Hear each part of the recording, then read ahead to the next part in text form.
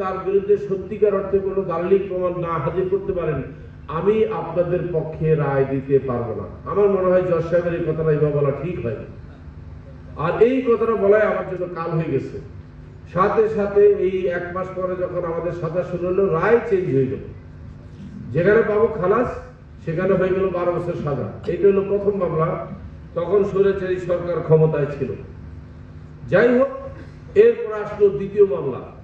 দ্বিতীয় মামলার ক্ষেত্রে আমি এইভাবে বললাম যে দেখেন, আমি তো অলরেডি 12 বছর সাজা খেটে ফেলছি, আমাকে ছাড়েন। এটা বলেছি 11ই অক্টোবর, ছাড়লো না। শুনানি হচ্ছে 28শে নভেম্বর, যেদিন আমার অতিরিক্ত সাজা খাটার চেয়ে বেশি হয়ে গেল, সেদিন বললাম যে আপনারা কি রায় দেবেন আমি জানি না, কিন্তু আমি ওয়াদা করতেছি যদি আমাকে নভেম্বর মাসে যদি দেওয়া হয়, ছেড়ে দেওয়া হয়, এবং ডিসেম্বরের মধ্যে যদি আমাদের ব্যাংক অ্যাকাউন্ট খুলে দিয়ে সমস্ত সম্পত্তি আমার কাছে হস্তান্তর করা হয়, আমি আপনার সাথে ওয়াদা করতেছি জানুয়ারি থেকে আমি টাকা দেওয়া শুরু করব। কিন্তু মাননীয় বিজ্ঞ আদালত আমাকে সেই রায় দিলেন না। উনি শুনলেন কার কথা? সেই অদৃশ্য হাতের কথা শুনলেন। অদৃশ্য হাতের ইশারায় উনি কি করলেন?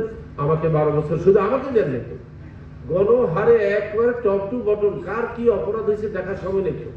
সবাই আপনি বলেন তো, একটা মামলাতে 1 নম্বর 2 নম্বর 3 নম্বর আসামি যা সাজা হয়, 19 নম্বর আসামি সেই সাজা হওয়া উচিত? আপনি কি জানেন বাকিদের সাজা কেন হয়েছে?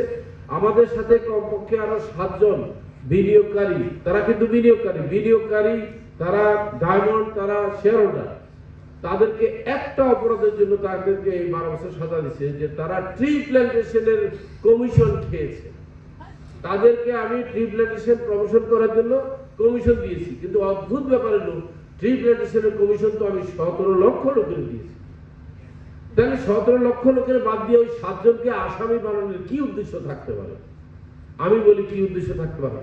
ওই 7 জন ব্যক্তি আমাদেরকে ব্যবস্থাপনা বিভাগে সার্বিকভাবে সহযোগিতা করতেন। তাদের 2 জন আমার সাথে কথা বলেছে এরপরে, আমি জেল থেকে বাইরে হওয়ার পরে। তারা বলেছে আমাদেরকে দুদক ডেকে নিয়ে মোজাহার আলী সর্দার বলেছে যে আপনারা কি সাক্ষী হবেন না আসামি হবেন? তো তখন আমরা লিখেছি যে আমরা সাক্ষী হওয়ার কোনো সুযোগ নাই, কারণ এই কোম্পানিতে কোনো দুর্নীতি হয় নাই, ওনারা নির্দোষ, ওনাদেরকে ছেড়ে দেওয়া হোক। আর ওই অপরাধে তাদেরকে আসামি করা হয়েছে। বুঝতেছেন আপনি কিছু?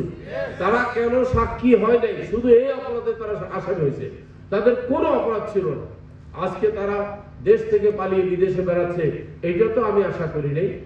আমি তাদেরও মুক্তি দাবি করছি। তাদের বিরুদ্ধে যে মিথ্যা মামলা করা হয়েছে, সংশ্লিষ্ট কর্তৃপক্ষ যারা আছে, ইভেন বর্তমান দুদকের চেয়ারম্যান সাহেব অত্যন্ত সজ্জন ব্যক্তি, আমি জানি, তার কাছে আমার বিনীত নিবেদন থাকবে, আপনি আমাদের এই মামলাটা